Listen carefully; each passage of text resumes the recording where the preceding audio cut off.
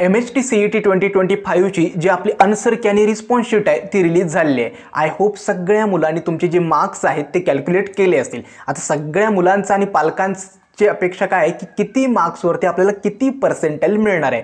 खरं तर त्यासाठीच आजचा हा व्हिडिओ बघतोय। गेले म्हणजे ज्यावेळी तुमची आन्सर की रिलीज झाले तेव्हापासून भरपूर पालकांचे किंवा विद्यार्थ्यांचे मेसेजेस येत आहेत की मला इतके मार्क्स आहेत, मग पर्सेंटाइल किती आहे। आता सगळ्याच मेसेजेसला रिप्लाय देणे शक्य नाही आहे, त्यामुळे आजचा जो व्हिडिओ आहे हा डेडिकेटेड व्हिडिओ बनवतोय।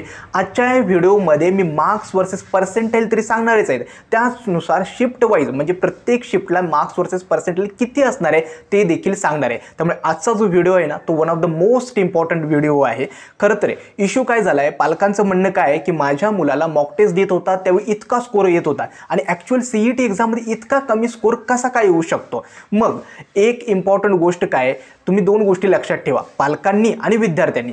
जे पालक हा व्हिडिओ बघत आहेत त्या पालकांनी काळजी काय घ्यायची आहे, पहिली गोष्ट आपल्या मुलाचे जितके पण मार्क्स आलेत ना समजून घ्या, ते कमी आलेत अगर जास्त होते ते ॲक्सेप्ट करा, ठीक आहे। आणि असं नाही की मार्क्स कमी आले त्यामुळे मुलाने अभ्यासच केला नाही, मुलांनी आपला बेस्ट दिलेला आहे। भलेही थोडे मार्क्स कमी आलेत ना तरी सुद्धा त्या कमी मार्क्सवर सुद्धा चांगली कॉलेजेस मिळतात। तुम्ही फक्त पेशन्स ठेवा, उगाच मार्क्स कमी आलेत म्हणून घाबरून जाऊन किंवा कुठेही ॲडमिशनच्या मागे लागू नका, ठीक आहे। त्यामुळे पालकांनी पहिली गोष्ट काय करायची, आपले मुलाचे जेवढे मार्क्स आलेत ना त्यांना समजून घ्यायचे। आणि दुसरी गोष्ट आहे मुलांनी पालकांना समजून घेणं, आपल्या मित्राने मार्क्स कमी आलेत म्हणून या अमुक कॉलेज प्रायव्हेट कॉलेजमध्ये ॲडमिशन कन्फर्म केलंय किंवा या दुसऱ्या कॉलेजमध्ये प्रोव्हिजनल ॲडमिशन घेतलंय, मग मला सुद्धा त्याच कॉलेजमध्ये ॲडमिशन हवंय, असा अट्टहास मुलांनी आपल्या पालकांकडे करू नका। खरं तर बहुतांश बघतोय ना यूट्यूबवरती सुद्धा या कॉलेजचं प्रमोशन, हे प्रायव्हेट कॉलेज बेस्ट कॉलेज, याचं इतकं पॅकेज, इतक्या इंटर्नशिप, या सगळ्या गोष्टी प्रमोशनल व्हिडिओ चालू झालेत। आता बहुतांश ठिकाणी होतं असं की ते कॉलेजेसवाले ना यूट्यूबर्सला अप्रोच करतात की आमच्या कॉलेजचं प्रमोशन करा, मला देखील ते ऑफर्स वगैरे येतात की तुम्ही देखील आमच्या कॉलेजचं प्रमोशन करा, ठीक आहे। या गोष्टी चालतात, परंतु या कॉलेजेसचं प्रमोशन मी सुद्धा माझ्या चॅनलवरती अजूनपर्यंत तरी करत नाही, यासाठी कारण का त्यांचे जे डेटा आहेत ते इतके रिअल नाही आहेत। एकतर ती नवीन कॉलेजेस आहेत, त्यांच्याकडे किती स्टुडंट प्लेस झालेत ह्या सगळ्या गोष्टी वाढवू नयेत, त्यामुळे या गोष्टींच्या मागे बाळांनो लागू नका। मुलांसाठी काळजी आणि पालकांसाठी दोघांनाही सांगायचं आहे, पालकांनी मुलांना समजून घ्या, त्यांचे कमी मार्क्स असतील चालतील, कमी मार्क्सवर सुद्धा चांगली कॉलेजेस मिळतात। आणि मुलांनी पालकांना समजून यासाठी घ्या की भरमसाठ फीज भरण्याऐवजी आपण कॅपराऊंड थ्रू जर गेलं तर तुम्हाला फी कन्सेशन जे महाडीबीटीचं आहे ते मिळू शकतं। कारण का प्रत्येक पालकाची परिस्थिती अशी नाही आहे की तुमच्या कॉलेजवरती 2 ते 3 लाख इतकी फीज ते भरू शकाल, कारण का हा 1 वर्षाचा खर्च नाही आहे, तुम्हाला दरवर्षी तितकी फीज भरायची आहे, त्याच्यासोबत तुमचं राहणे खाणे या सगळ्या गोष्टी आपल्या पालकांना मॅनेज करायच्या आहेत। त्यामुळे मुलांनी या गोष्टी पहिल्यांदा समजून घ्या। आय होप मला जे म्हणायचं आहे ते तुम्हाला समजलं असेल, कमी मार्क्स मिळाले म्हणून घाबरून जायचं नाही आहे। आता व्हिडिओला सुरुवात करण्याआधी 2 ते 3 गोष्टी काय आहेत, एक म्हणजे काय, डिस्क्रिप्शन बॉक्समध्ये मी व्हॉट्सॲप ग्रुपचे आपले लिंक दिले आहे, त्याला नक्की जॉईन व्हा। सेकंड आहे आपलं जे चॅनल आहे याच्यावर नक्की तुम्ही सबस्क्राईब करा, कारण का पूर्ण तुमची कॅप ॲडमिशन प्रोसेसमध्ये जोपर्यंत तुमचं ॲडमिशन होत नाही तोपर्यंत सगळा जो कंटेंट आहे ना या चॅनलवरती अपलोड होणार आहे, जेणेकरून तुमच्या ॲडमिशन प्रोसेसमध्ये तुम्हाला कुठेही काही इश्यू येणार नाही आहे। तिसरी इम्पॉर्टंट गोष्ट म्हणजे काय, तर मी डिस्क्रिप्शन बॉक्समध्ये टॉपर्स फीडबॅक फॉर्म दिला आहे, तो नक्की भरा। तुमचे मार्क्स जे आहेत त्याच्यामध्ये एंटर करा, कारण का तुमच्या शिफ्टमध्ये टॉपर किती मार्क्स आहेत, तुमच्यापेक्षा किती मुलं पुढे आहेत ते मला कॅल्क्युलेट करणं इझी जाईल। आणि चौथी आणि इम्पॉर्टंट गोष्ट हीच आहे की मार्क्स कमी आलेत या विचार करण्याऐवजी अजून आपलं पर्सेंटाइल येणं बाकी आहे। मार्क्स कमी आलेत त्यावर सुद्धा चांगलं पर्सेंटाइल भेटू शकतं। आय होप तुम्हाला या गोष्टी समजल्या असतील। तर सुरुवात करूया आजच्या या नवीन व्हिडिओला।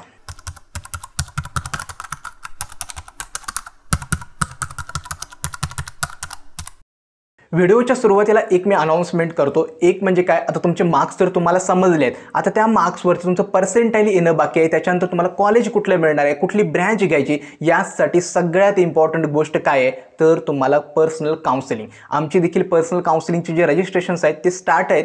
ज्या विद्यार्थ्यांना पर्सनल काउन्सिलिंगमध्ये इनरोल करायचं आहे डिस्क्रिप्शन बॉक्समध्ये मी रजिस्ट्रेशन फॉर्मची लिंक दिली आहे, त्याच्यावरती नक्की इनरोल करू शकता। आता पर्सनल काउन्सिलिंग आमची वेगळी काय आहे यासाठी सांगतो।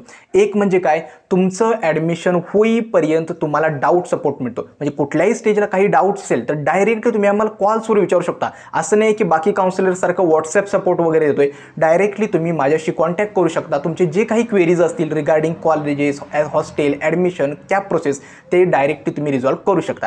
दुसरं असतं ते म्हणजे काय, तुमचं पर्सेंटाईल, तुमची कॅटेगरी, तुम्हाला कॉलेज ब्रँच कुठे हवे यानुसार तुमची एक पर्सनल कॉलेजची जी लिस्ट आहे ती आम्ही तुम्हाला बनवून देतो. त्यामुळे तीच तुम्हाला ऑप्शन फॉर्ममध्ये भरायची असते. तिसरी इम्पॉर्टंट गोष्ट आहे ती म्हणजे काय, जसा आपला CETचा रिझल्ट डिक्लेअर होतो त्यानंतर प्रत्येक CETच्या स्टेजेसनुसार म्हणजे CAP registration, document verification, option form filling, college selection यानुसार सगळ्या मुलांच्या आम्ही मीटिंग्स घेतो, लाईव्ह मीटिंग. त्याच्यामध्ये तुम्हाला सांगितलं जातं की फॉर्म वगैरे कसा भरायचा आहे, मिस्टेक्स कुठे करायचे नाहीत, जेणेकरून त्या झूम मीटिंगमध्ये तुम्हाला सगळ्या गोष्टी क्लिअर केल्या जातात.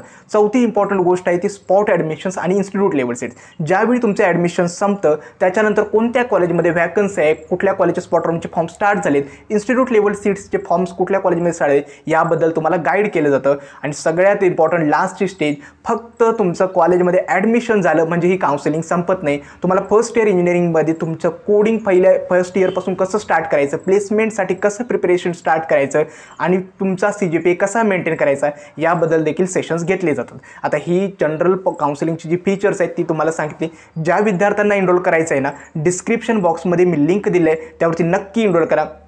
तुमच्या मार्क्सवरती, तुमच्या पर्सेंटाईलवरती जे बेस्ट कॉलेज असेल ना ते कसं मिळवता येईल याच्यासाठी आम्ही नक्कीच प्रयत्न करू. आय होप तुम्हाला काउन्सिलिंगबद्दल समजलं असेल. कोणतेही डाऊट्स असेल ना, डिस्क्रिप्शन बॉक्समध्ये मी नंबर दिला आहे त्याच्यावरती कॉल करून तुम्ही विचारू शकता. आता सेकंड आणि इम्पॉर्टंट गोष्ट म्हणजे काय, आपले मार्क्स वर्सेस पर्सेंटाईल. तर पहिल्यांदा सांगतो की पर्सेंटाईल कसं कॅल्क्युलेट केले जातं. पर्सेंटाईल काही फॅक्टर्सवरती डिपेंड करतं. पहिला फॅक्टर आहे तुमच्या शिफ्टमध्ये किती विद्यार्थ्यांनी एक्झाम दिलेली आहे, म्हणजे number of students in your shift. आता नंबर ऑफ स्टुडंट्स आपल्याला समजत नाहीत कारण का प्रत्येक शिफ्टमध्ये वेगवेगळ्या नंबरचे विद्यार्थी एक्झाम देतात. ॲव्हरेज ऑन अन ॲव्हरेज 24,000 ते 25,000 विद्यार्थी एका शिफ्टमध्ये असतात. दुसरं असतं ते म्हणजे काय, तर पर्सेंटाईल डिपेंड करणारा इम्पॉर्टंट फॅक्टर म्हणजे काय, तुमच्या शिफ्टमध्ये तुमच्यापेक्षा किती विद्यार्थ्यांनी जास्त मार्क्स स्कोर केलेत. उदाहरणार्थ तुमच्या शिफ्टमध्ये 180 मार्क्सचा जर टॉपर असेल तर त्याला 100 पर्सेंटाईल किंवा 99.99 पर्सेंटाईल दिलं जातं. आणि जो शेवटचा विद्यार्थी आहे ज्याचे मार्क्स खूप कमी आहेत त्याला 0 किंवा 1 पर्सेंटाईल दिलं जातं. आणि त्याच्यामध्ये जेवढे विद्यार्थी त्यानुसार ते पर्सेंटाईल आहे ते डिस्ट्रीब्यूट होतं. थर्ड इम्पॉर्टंट टॉपिक म्हणजे काय, तर PCMच्या टोटल स्कोरवरती तुमचं पर्सेंटाईल ठरतं. असं नाही की मला फिजिक्समध्ये इतकं पर्सेंटाईल मिळालं, केमिस्ट्री, मॅथमॅटिक्समध्ये त्यांचं ॲव्हरेज होतं. जे तुमचा टोटल स्कोर आहे आउट ऑफ 200 त्यानुसार तुमचं जे पर्सेंटाईल ते ठरणार आहे. त्याच्यानंतर शिफ्टची डिफिकल्टी हा एक इम्पॉर्टंट फॅक्टर आहे. जर शिफ्ट खूपच डिफिकल्ट असेल तर सगळ्या टॉपर्स मुलांचे स्कोर देखील आपोआप खाली येतात किंवा एकच म्हणजे सगळे जास्तीत जास्त मुलांची जी रेंज आहे ती एकच येते. त्यामुळे शिफ्टची डिफिकल्टी हा एक फॅक्टर आहे.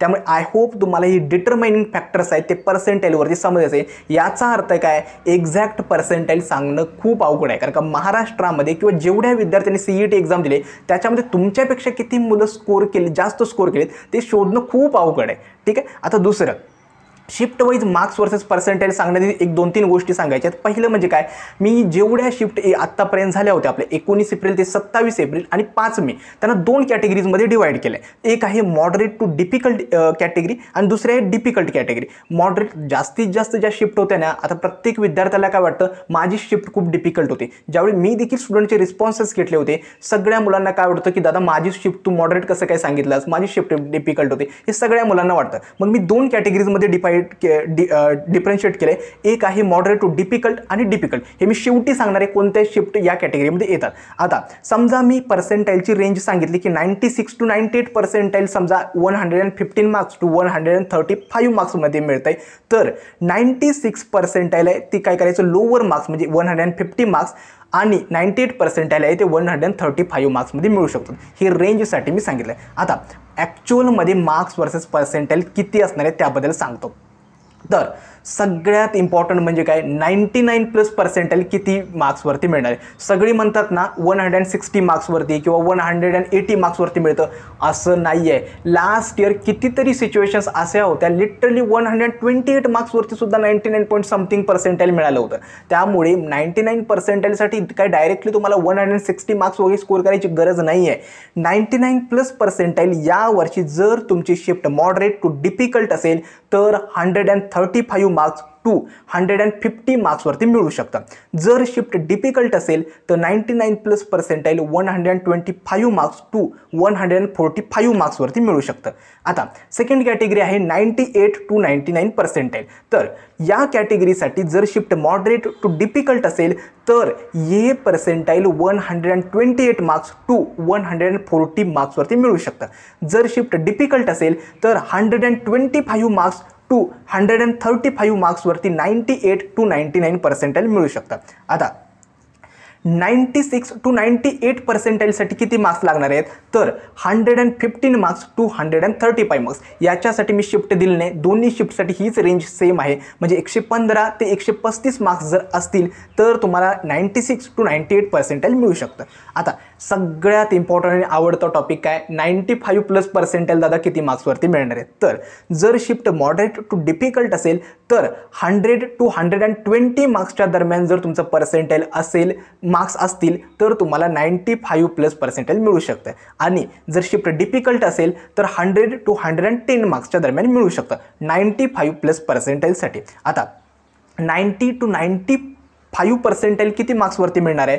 जर शिफ्ट मॉडरेट टू डिफिकल्ट असेल तर 95 to 120 मार्क्स 95 ते 120 मार्क्सवरती 90 to 95 पर्सेंटाईल मिळू शकतं.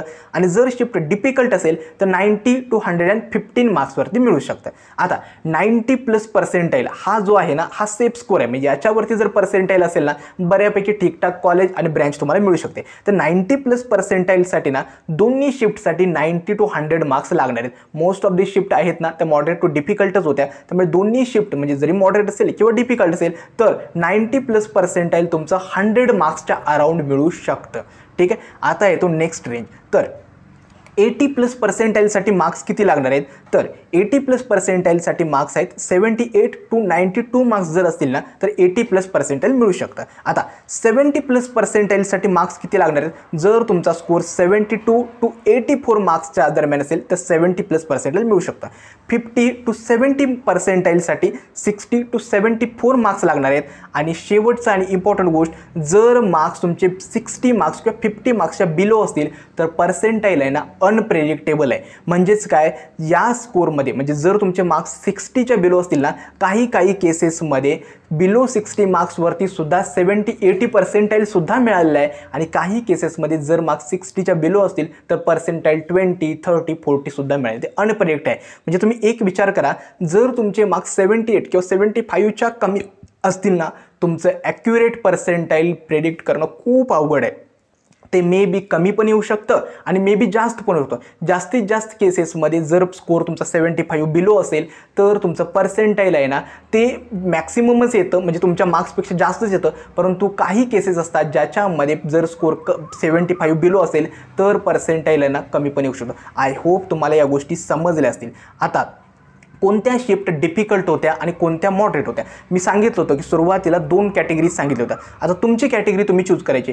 डिफिकल्ट शिफ्ट आहेत ना त्या मोस्टली मला 3 फाइंड झाल्या. म्हणजे ज्यावेळी मी स्टुडंटकडून रिस्पॉन्स घेतले, जास्तीत जास्त रिस्पॉन्स जसे आले होते त्यानुसार मी हे केलेत. हे ॲक्युरेट ॲनालिसिस नाही आहे, कारण का तो जो फॉर्म मी सर्क्युलेट केला होता तो काय सगळ्या महाराष्ट्रातल्या मुलांनी भरलेला नाही आहे. जेवढे काही मला वाटतं 1 की 1,500 ते रिस्पॉन्सेस आले होते त्यांच्यावरून मी हे ॲनालिसिस ठेवतोय. डिफिकल्ट शिफ्ट्स होत्या 26 April shift 2, 22 April shift 2, 21 April shift 2 आणि मॉडरेट टू डिफिकल्ट शिफ्ट आहेत. या 3 शिफ्ट म्हणजे 26 एप्रिल शिफ्ट 2, 22 एप्रिल शिफ्ट 2 आणि 21 एप्रिल सेकंड शिफ्ट, या 3 शिफ्ट सोडून जेवढ्या शिफ्ट्स होत्या 19 एप्रिल ते 27 एप्रिल आणि 5 मेची फर्स्ट शिफ्ट, त्या सगळ्या मॉडरेट टू डिफिकल्ट होत्या. आता तुम्हाला काय करायचं आहे, यातली कुठली शिफ्ट तुमची होती ते चूज करायची. जे मार्क्स आणि पर्सेंटाईल सांगितलं त्यानुसार तुमच्या मार्क्सवरती तितकं पर्सेंटाईल येणार आहे किंवा त्याच्या आसपास तुमचं पर्सेंटाईल येणार आहे, एवढं नक्की आहे. आता येतो व्हिडिओच्या बोनस टिपमध्ये. पहिली बोनस टिप म्हणजे काय, या वर्षी सुद्धा चान्सेस आहेत की कमी मार्क्सवर चांगलं पर्सेंटाईल मिळू शकेल. त्यामुळे घाबरून जाऊ नका की कुठेही डायरेक्टली ॲडमिशन्स घेऊ नका किंवा प्रोव्हिजनल ॲडमिशनच्या मागे लागू नका. वेळ अजून रिझल्ट यायचा बाकी आहे आणि मला आशा आहे की कमी मार्क्सवर सुद्धा चांगलं पर्सेंटाईल येऊ शकतं. दुसरं इम्पॉर्टंट गोष्ट काय तर पर्सेंटाईल ॲक्युरेट प्रेडिक्ट करणं अनप्रेडिक्टेबल आहे. कारण का महाराष्ट्रात तुमच्यापेक्षा किती मुलांनी जास्त मार्क्स स्कोर आहेत सांगणं अवघड आहे. त्यामुळे तुमच्या शिफ्टचा टॉपर्स किती आहे याच्यावरती या गोष्टी आहेत. त्यामुळे ॲक्युरेट पर्सेंटेज प्रेडिक्ट करणं खूप अवघड आहे. त्यामुळे मी सुद्धा तुम्हाला रेंजमध्ये पर्सेंटेज सांगितले.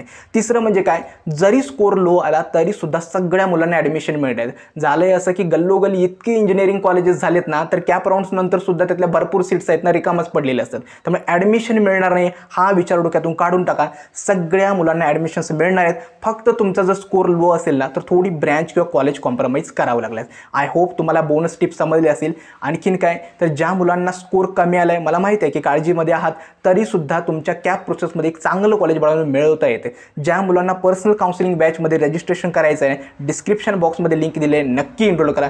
तुमच्या पर्सेंटेजला जे बेस्ट कॉलेज असेल ना ते नक्की देण्याचा प्रयत्न करू. असं नाही की मी सांगणार की बाबा तुमचा स्कोर लो जरी असला तरी महाराष्ट्राला टॉप कॉलेजमध्येच ॲडमिशन देऊ.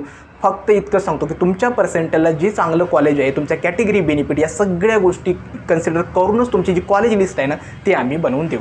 आय होप तुम्हाला जे आजचा जो व्हिडिओ होता मार्क्सवरचं पर्सेंटेज समजलं असेल. कमेंटमध्ये तुमचे जे मार्क्स आहेत ते मला नक्की कळवा. आय होप तुम्हाला आजचा हा व्हिडिओ आवडला असेल. आजचा हा व्हिडिओ मी येथेच थांबवतो. धन्यवाद.